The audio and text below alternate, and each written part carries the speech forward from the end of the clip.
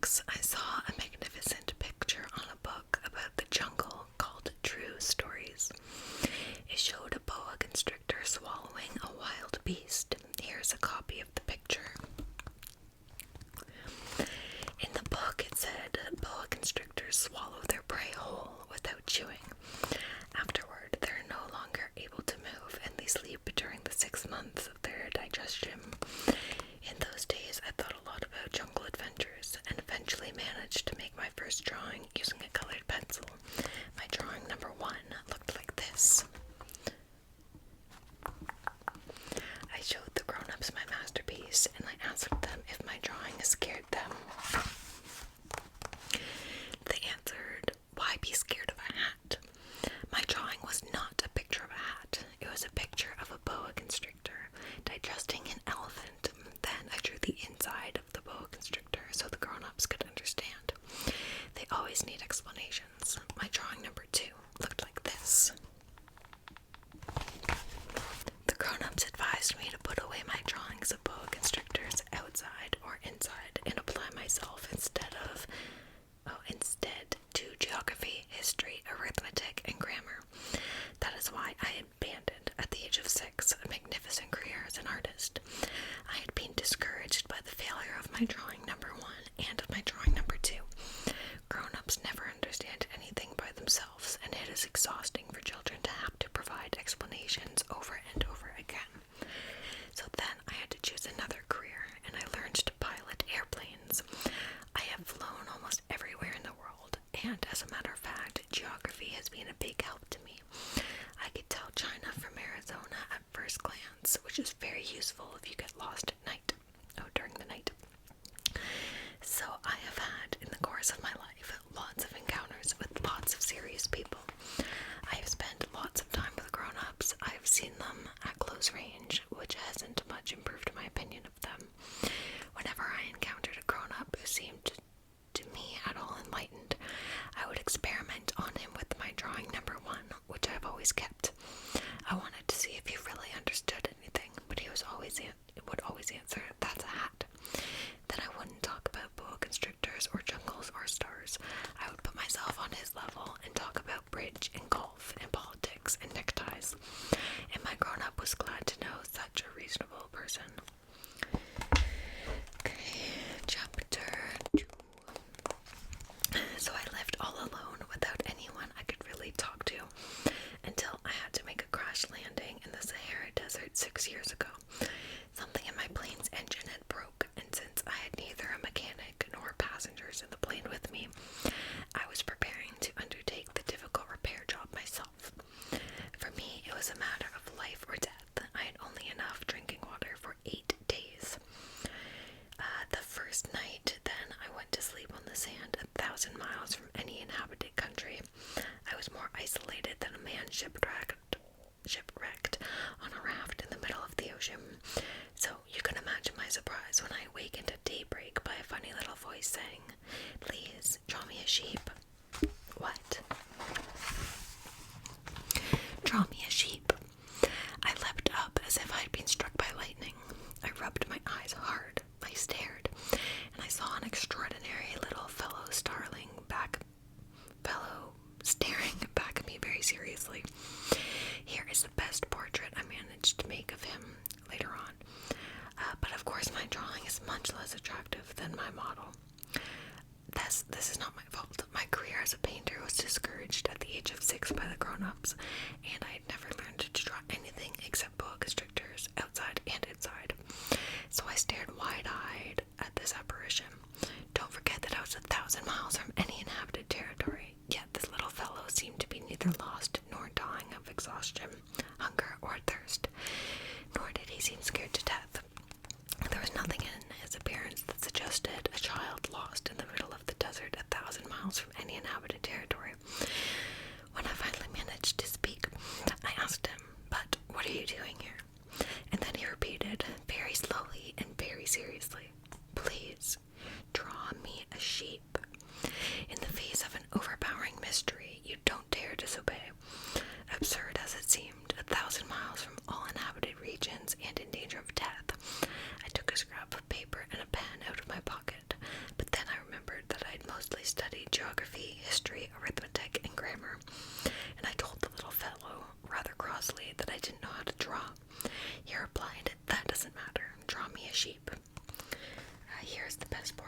managed to make of him later on. Since I had never drawn a sheep, I made him one of the only 2 drawings I knew how to make. The one of the boa constrictor from outside, and I was astounded to hear the little fellow answer, No, I don't want an elephant inside a boa constrictor. A boa constrictor is very dangerous, and an elephant would get in the way. Where I live, everything is very small. I need a sheep. Draw me a sheep. So then I made a drawing. He looked at it carefully and then said, No, this one is already quite sick. Make another. I made another drawing. My friend gave me a kind, indulgent smile. You can see for yourself. That's not a sheep. It's a ram. It has horns. So, I made my 3rd drawing, but it was rejected like the others. This one's too old. I want a sheep that will live a long time. So then, impatiently, since I was in a hurry to start working on my engine, I scribbled this drawing and added, This is just great. The sheep you want is inside. But I was amazed to see my young critic's face light up. That's just the kind I wanted. Do you think this sheep will need a lot of grass? Why? Because where I live, everything is very small. That's sure to be enough. I've given you a very small sheep. He bent over the drawing. Not so small as all that. Look, he's gone to sleep. And that's how I made the acquaintance of the little prince. There are the pictures of the sheep in the crate. Chapter 3. It took me a long time to understand where he came from. The little prince who asked me so many questions never seemed to hear the ones I asked him. It was things he said quite at random that, bit by bit, explained everything. For instance, when he first caught sight of my airplane, I won't draw my airplane, that would be much too complicated for me, he asked. What's that thing over there? It's not a thing, it flies. It's an airplane. My airplane. And I was proud to tell him I could fly. Then he exclaimed, What? You fell out of the sky? Yes, I said modestly. Oh, that's funny. And the little prince broke into a lovely peal of laughter, which annoyed me a good deal. I like my misfortunes to be taken seriously. Then he added, So you fell out of the sky too. What plane are you from? What planet are you from? That was when I had the first clue to the mystery of his presence, and I questioned him sharply. Do you come from another planet? But he made no answer. He shook his head a little, still staring at my airplane. Of course, that couldn't have brought you from very far, and he fell into a reverie that lasted a long while. Then, taking my sheep out of his pocket, he plunged into contemplation of his treasure. You can imagine how intrigued I was by this hint about other planets. I tried to learn more. Where do you come from, little fellow? Where is this? Where I live of yours? Where will you be taking my sheep? After a thoughtful silence, he answered, The good thing about the crate you've given me is that he can use it for a house after dark. Of course, and if you're good, I'll give you a rope to tie him up during the day, and a stake to tie him to. This proposition seemed to shock the little prince. Tie him up? What a funny idea. But if you don't tie him up, he'll wander off somewhere and get lost. My friend burst out laughing again. Where could he go? Anywhere, straight ahead. Then the little prince remarked quite seriously, Even if he did, everything's so small where I live, he added, perhaps a little sadly. Straight ahead, you can't go very far. That was how I had learned a second very important thing, which is that the planet he came from was hardly bigger than a house. That couldn't surprise me much. I knew very well that except from the huge planets like Earth, Jupiter, Mars, and Venus, which have been given names, there are hundreds of others that are sometimes so small that it's difficult to see them through a telescope. When an astronomer discovers one of them, he gives it a number instead of a name. For instance, he would call it asteroid 325. I have serious reasons to believe that the planet the little prince comes from is asteroid B612. This asteroid has been sighted only once by telescope in 1909 by a Turkish astronomer who had then made a formal demonstration in his discovery at an international astronomical congress. But no one had believed him on account of the way he was dressed. Grown-ups are like that. Fortunately for the reputation of asteroid B612, a Turkish dictator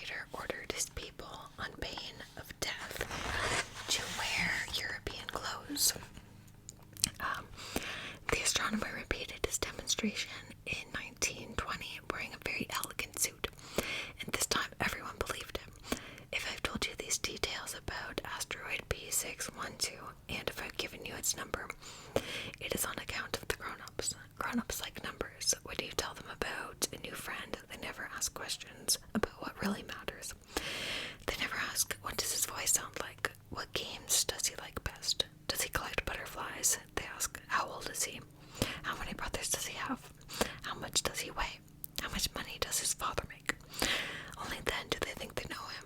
If you tell grown-ups, I saw a beautiful red brick house with geraniums in the windows and doves on the roof, they won't be able to imagine such a house. You have to tell them, I saw a house worth 100,000 francs. Then they exclaimed, what a pretty house.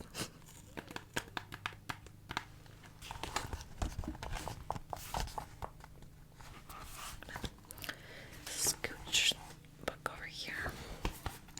Okay. So if you tell them the proof of the little prince's existence is that he was delightful, that he laughed, and that he wanted a sheep. When someone wants a sheep, that proves he exists. They shrug their shoulders and treat you like a child. But if you tell them the planet he came from is asteroid B612, then they'll be convinced and they won't bother you with their questions. That's the way they are. You must not hold it against them. Children should be very understanding of grown-ups. But, of course, those of us who understand life couldn't care less about numbers. I should have liked to begin this story like a fairy tale. I should have liked to say, once upon a time there was a little prince who lived on a planet hardly any bigger than he was, and who needed a friend.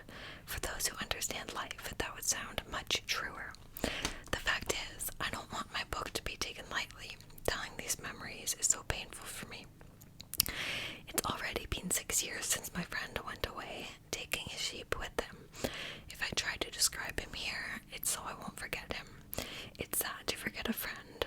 Not everyone has had a friend, and I might become like the grown-ups who are no longer interested in anything but numbers. Which is still another reason why I've brought a box of paints and some pencils. It's hard to go back to drawing at my age when you've never made any attempts since the one of the boa from inside and the one of a boa from outside at the age of 6. I'll certainly try to make my portraits as true to life as possible, but I'm not entirely sure of succeeding. One drawing works and the next no longer bears any resemblance, and I'm a little off on his height too. In this one, the little prince is too tall, and here he's too short, and I'm certain about the color of his suit, so I grope in one direction and another the best I can. In the end, I'm sure to get certain more important details all wrong, but here you'll have to forgive me. My friend never explained anything. Perhaps he thought I was like himself, but I, unfortunately, cannot see a sheep through the sides of a crate. I may be a little like the grown-ups. I must have grown old.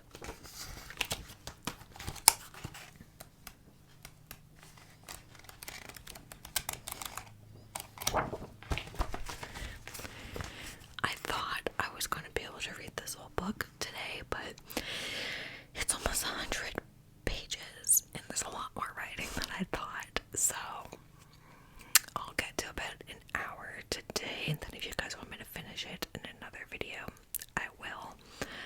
But yeah, we'll do what we can today. Okay, chapter 5. Every day I'd learn something about the little prince's planet, about his departure, about his journey. It would come quite gradually in the course of his remarks, and this was how I learned on the 3rd day about the drama of the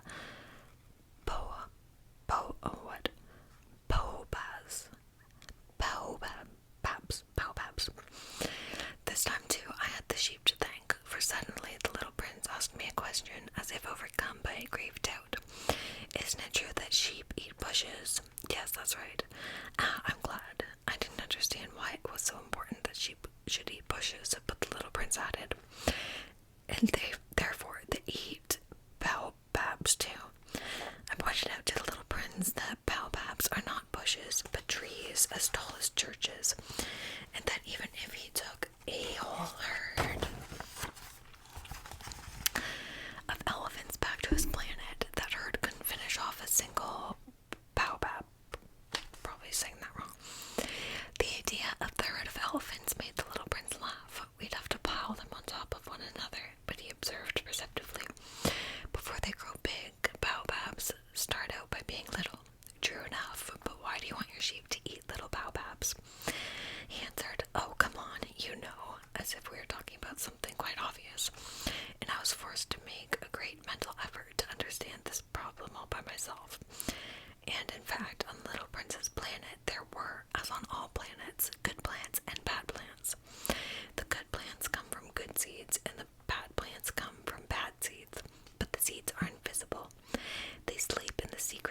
around until one of them decides to wake. Then it stretches and begins to sprout, quite timidly at first, a charming, harmless little twig, reaching toward the sun. If it's a radish seed or a rose bush seed, you can let it sprout all it likes. But if it's the seed of a bad plant, you must pull the plant up right away as soon as you can recognize it. As it happens, there were terrible seeds on the little prince's planet. Baobab seeds. The planet's soil was infested with them. Now, if you attend to a baobab too late, you can never get rid of it again. It overgrows the whole planet. Its roots pierce right through. And if the planet is too small and there are too many baobabs, they make it burst into pieces. It's a question of discipline, the little prince told me later on. When you've finished washing and dressing each morning, you must tend your planet. You must be sure you pull up the baobabs regularly as soon as you can tell them apart from the rose bushes, which they closely resemble when they're very young. It's very tedious work, but very easy.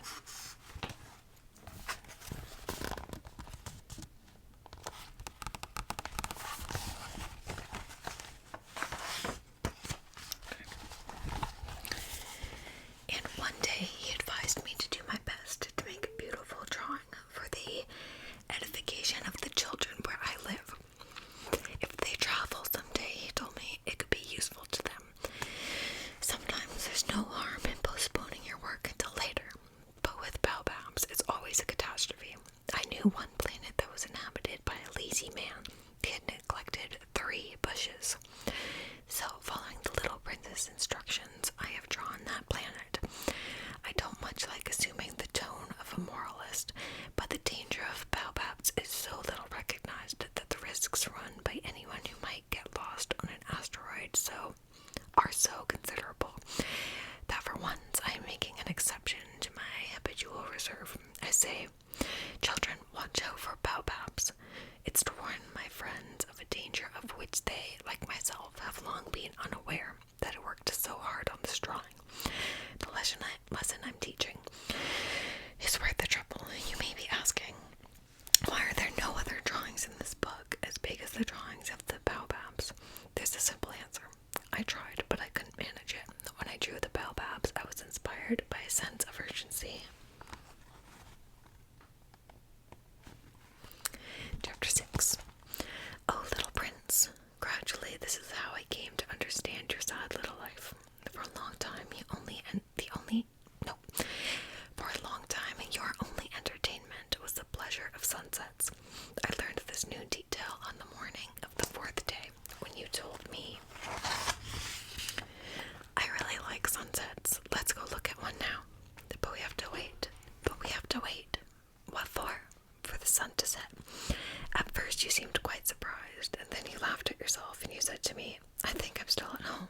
Indeed, when it's noon in the United States, the sun, as everyone knows, is setting over France.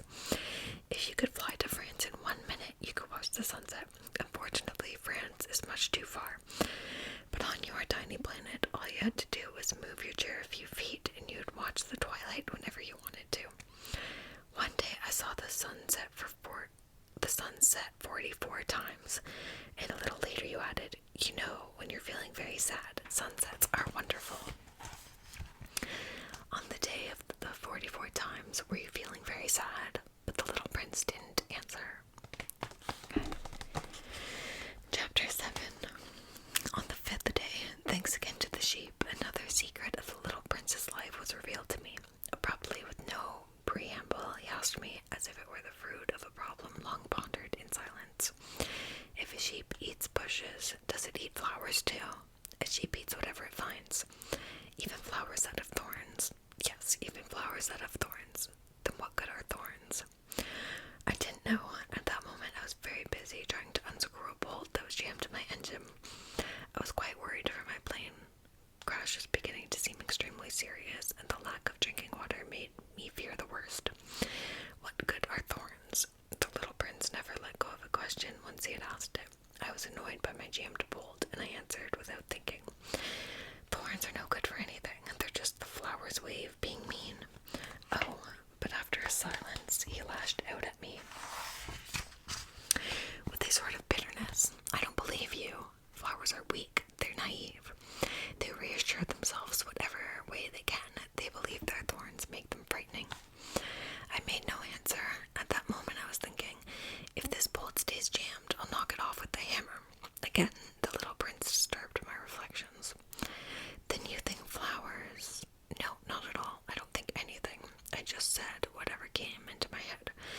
busy here with something serious." He stared at me, astounded. Something serious? He saw me holding my hammer, my fingers black with grease, bending over an object he regarded as very ugly. "You talk like the grown-ups." That made me a little ashamed, but he added mercilessly, "You confuse everything. You've got it all mixed up." He was really very annoyed. He tossed his golden curls in the wind. "I know a planet inhabited by a red-faced gentleman. He's never smelled a flower. He's never looked like a star. He's never loved anyone. He's never done anything except add up numbers, and all day long he says over and over, just like you, 'I'm a serious man. I'm a serious man.' And that puffs him up with pride, but he's not a man at all. He's a mushroom." "He's a what?" "A mushroom." The little prince was now quite pale with rage. "For millions of years, flowers have been producing thorns. For millions of years, sheep have been eating them all the same. And it's not serious trying to understand why flowers go to such trouble to produce thorns that are good for nothing. It's not important, the war between the sheep and the flowers. It's no more serious and more important than the number that fat red gentleman is adding up.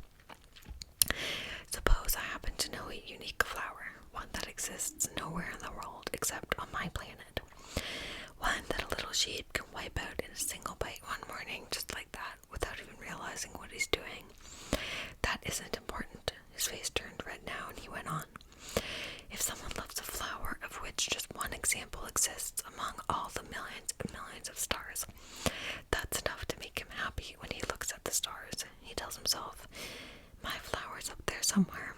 But if the sheep eats the flower, then for him it's as if suddenly all the stars went out, and that isn't important." He couldn't say another word. All of a sudden, he burst out sobbing. Night had fallen. I dropped my tools. What did I care about my hammer, about my bolt, about thirst and death? There was, on one star, on one planet, on mine, the Earth, a little prince to be consoled. I took him in my arms. I rocked him. I told him, "The flower you love is not in danger. I'll draw you a muzzle for your sheep. I'll draw you a fence for your flower." I didn't know what to say. How clumsy I felt. I didn't know how to reach him, where to find him. It's so mysterious, the land of tears.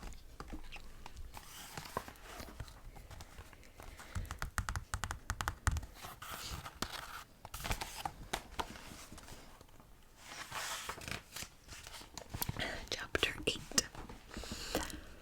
I soon learned to know that flower better.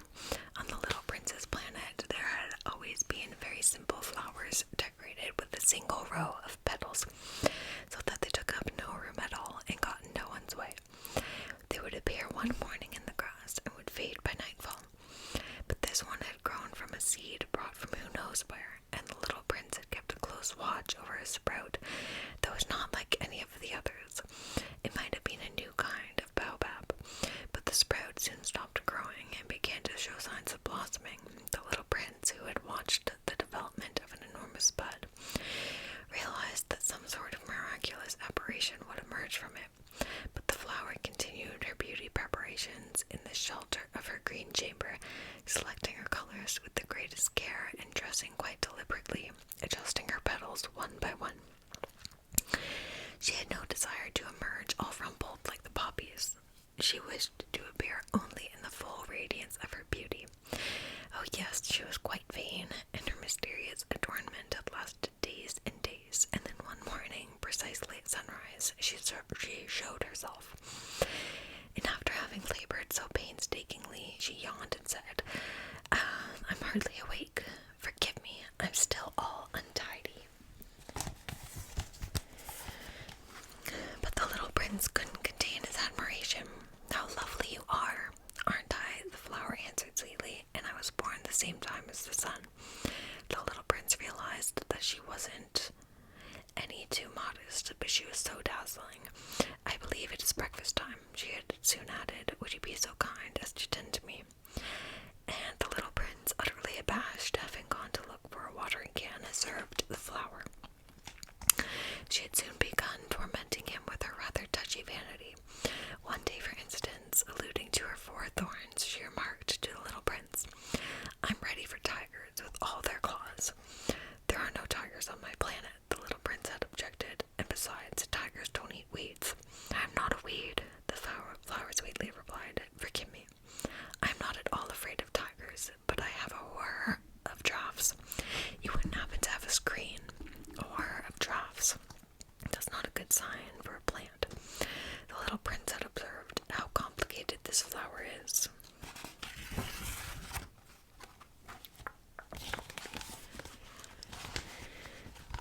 After dark, you will put me under glass. How cold it is where you live. Quite uncomfortable, where I come from. But she suddenly broke off. She had come here as a seed. She couldn't have known anything of other worlds. Humiliated at having let herself be caught on the verge of so naive a lie, she coughed 2 or 3 times in order to put the little prince in the wrong. That's green. I was going to look for one, but you were speaking to me. Then she made herself cough again in order to inflict a twinge of remorse on him all the same. So, the little prince, despite all the goodwill of his love, had soon come to mistrust her. He had taken seriously certain inconsequential remarks and had grown very unhappy. I shouldn't have listened to her, he confided to me one day. You must never listen to flowers. You must look at them and smell them. Mine perfumed my planet, but I didn't know how to enjoy that.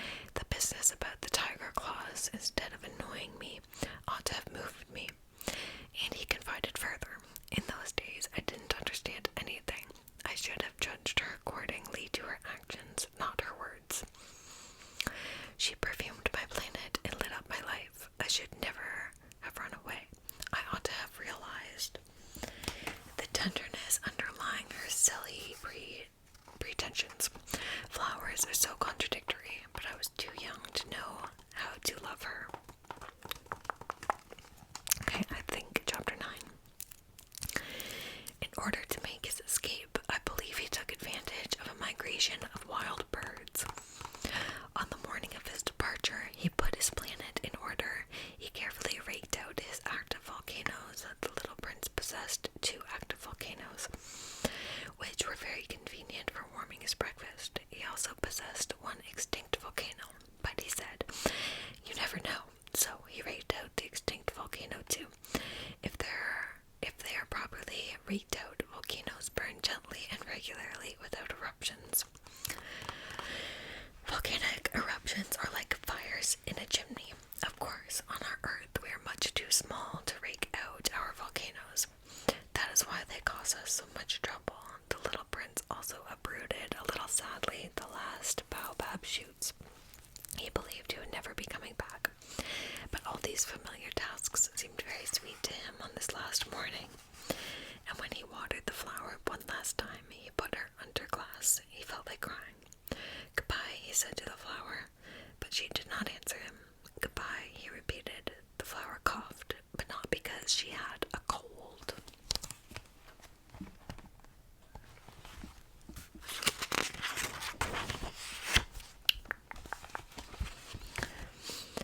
"I've been silly," she told him at last. "I ask your forgiveness. Try to be happy." He was surprised that there were no reproaches.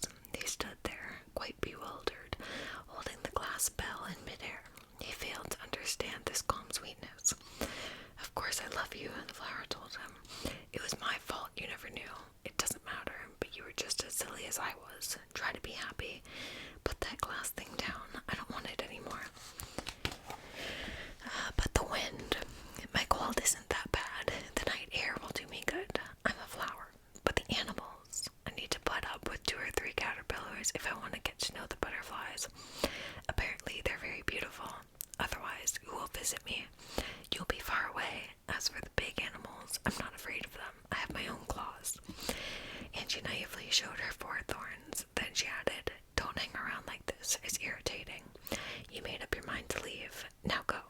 For she didn't want him to see her crying. She was such a proud flower. There's him raking his volcanoes.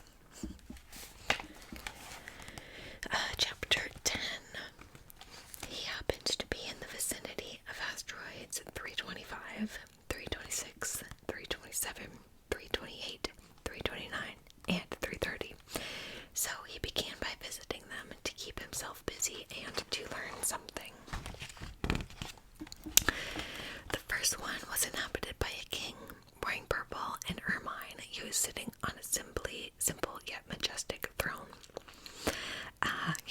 subject, the king explained when he caught sight of the little prince, and the little prince wondered, how can he know who I am if he's never seen me before? He didn't realize that for kings, the world is extremely simplified. All men are subjects.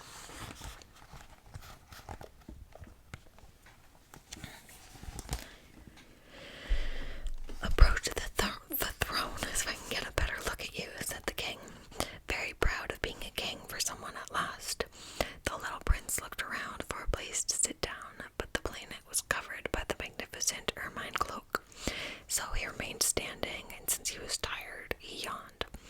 It is a violation of etiquette to yawn in a king's presence, the monarch told him. I forbid you to do so. I can't help it, answered the little prince, quite embarrassed. I've made a long journey, and I haven't had any sleep. Then I command you to yawn, said the king. I haven't seen anyone yawn in years. For me, yawns are a curiosity. Come on, yawn again. It is in order. That intimidates me. I can't do it now, said the little prince, blushing deeply. Well, well, the king replied, then I command you to yawn sometimes, and sometimes too. He was sputtering a little and seemed annoyed, for the king insisted that his authority be universally respected. You would tolerate no disobedience, being an absolute monarch. But since he was a kindly man, all his commands were reasonable. If I were to command, he would often say, if I were to command a general to turn into a seagull, and if the general did not obey, that would not be the general's fault, it would be mine. May I sit down? The little prince timidly inquired. I command you to sit down, the king replied, majestically gathering up a fold of his ermine robe.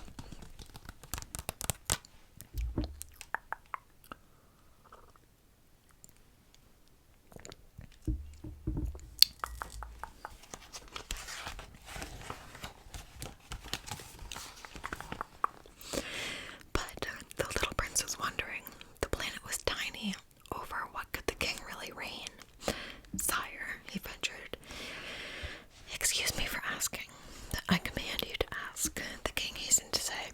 Sire, over what do you reign? Over everything, the king answered with great simplicity. Over everything. With a discreet gesture, the king pointed to his planet, to the other planets, and to the stars. Over all that, asked the little prince. Over all that, the king answered. For not only was he an absolute monarch, but a universal monarch as well. And do the stars obey you? Of course, the king replied. They obey immediately. I tolerate no insubordination. Such power amazed the little prince. If he had wielded it himself, he could have watched not 44, but 72, or even 100, even 200 sunsets on the same day without ever having to move his chair. And since he was feeling rather sad on account of remembering his own little planet, which he had forsaken, he ventured to ask a favor of the king. I'd like to see a sunset. Do me a favor, your majesty. Command the sun to set.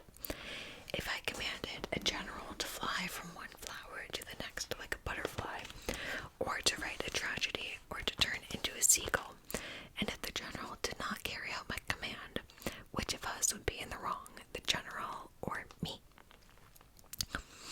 You would be, said the little prince quite firmly. Exactly. One must command from each what each can perform, the king went on. Authority is based first of all upon reason. If you command your subjects to jump in the ocean, there will be a revolution. I am entitled to command obedience because my orders are reasonable. Then my sunset, insisted the little prince, who never let go of a question once he had asked it. You shall have your sunset. I shall command it, but I shall wait, according to my science of government, until conditions are favorable. And when will that be? Inquired the little prince. Well, well, replied the king, first consulting a large calendar. Well, well, that will be that will be tonight, around 7:40, and you'll see how well I'm obeyed. The little prince yawned. He was regretting his lost sunset, and besides, he was already growing a little bored. I have nothing further to do here, he told the king. I'm going to be on my way. Do not leave, answered the king, who was so proud of having a subject. Do not leave. I shall make you my minister.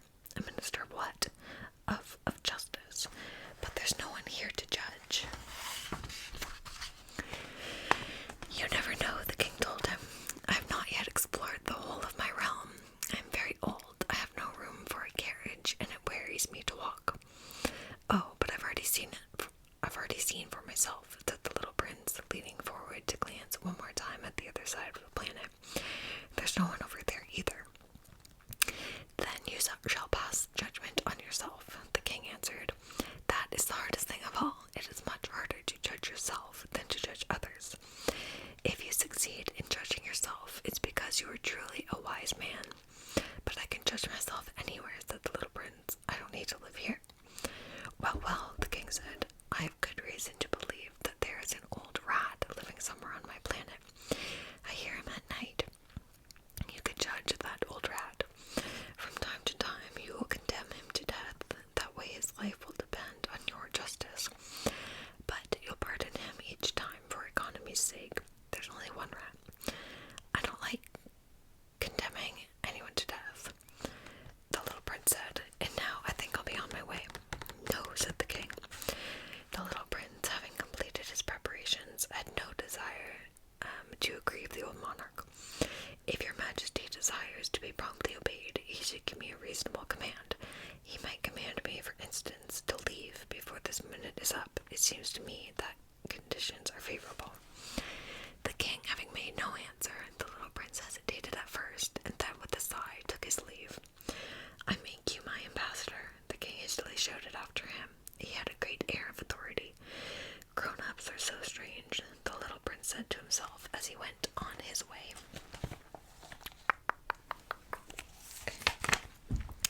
Chapter 11.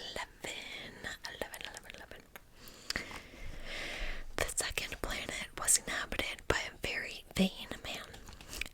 A visit from an admirer, he exclaimed when he caught sight of the little prince, still at some distance. To vain men, other people are admirers. Hello, said the little prince. That's a funny hat you're wearing. It's for answering acclamations, the very vain man replied. Unfortunately, no one ever comes this way. Is that so? Said the little prince, who did not understand what the vain man was talking about. Clap your hands, directed the man. The little prince clapped his hands, and the very vain man tipped his hat in modest acknowledgment.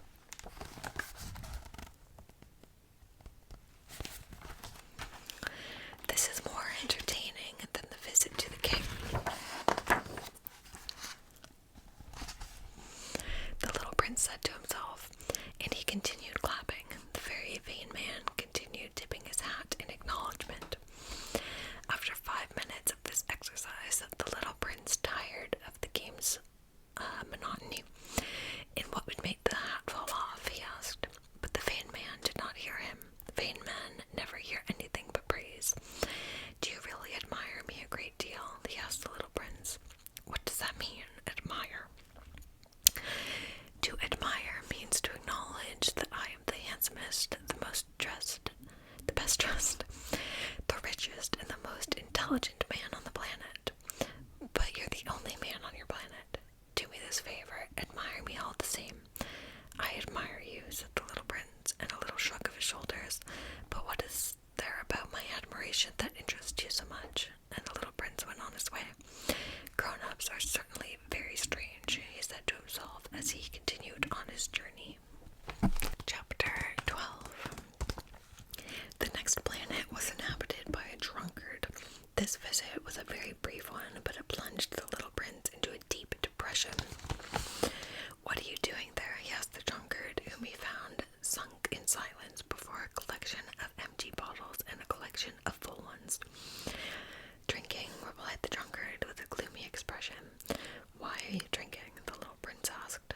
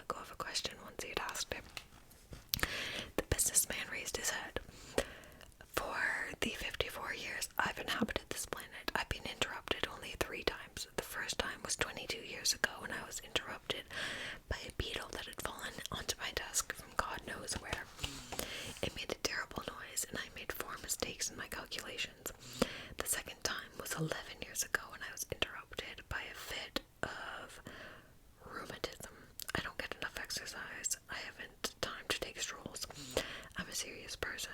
The third time is right now.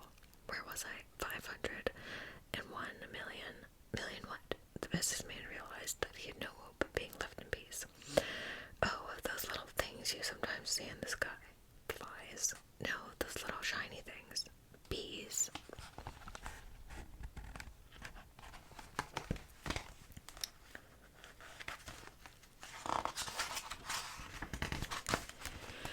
No, those little golden things that make lazy people daydream. Now, I'm a serious person. I have no time for daydreaming. You mean the stars? Yes, that's it, stars. And what do you do with 500 million stars? 501,622,731. I'm a serious person, and I'm accurate. And what do you do with those stars? What do I do with them? Yes, nothing. I own them. You own the stars? Yes. But I've already seen a king who kings don't own. They reign over. It's quite different. And what good does owning the stars do you? It does me the good of being rich. And what good does it do you to be rich? It lets me buy other stars if somebody discovers them. The little prince said to himself, "This man argues a little like my drunkard." Nevertheless, he asked more questions. How can someone own the stars? To whom do they belong? Retorted the businessman grumpily. I don't know, to nobody. Then they belong to me because I thought of it first. And that's all it takes. Of course, when you find a diamond that belongs to nobody in particular, then it's yours. When you find an island that belongs to nobody in particular, it's yours. When you're the first person to have an idea, you patent it and it's yours. Now I own the stars, since no one before me ever thought of owning them. That's true enough, the little prince said. And what do you do with them? I manage them, I count them, and then count them again, the businessman said. It's difficult work, but I'm a serious person. The little prince is not satisfied. If I own a scarf, I can tie it around my neck and take it away. If I own a flower, I can pick it and take it away, but you can't pick the stars. No, but I can put them in the bank. What does that mean? That means that I can write the number of my stars on a slip of paper, and then I lock that slip of paper in a drawer. And that's all. That's enough. That's amusing, thought the little prince, and even poetic, but not very serious. The little prince had very different ideas about serious things from those of the grown-ups. I own a flower myself, he continued, which I water every day. I own 3 volcanoes, which I rake out every week. I even rake out the extinct one. You never know. So it's of some use to my volcanoes, and it's useful to my flower that I own them, but you're not useful to the stars. The businessman opened his mouth but found nothing to say in reply, and the little prince went on his way. Grown-ups are certainly quite extraordinary, was all he said to himself as he continued on his journey. Okay, Ghosties, I'm right about halfway done. This is a very interesting story.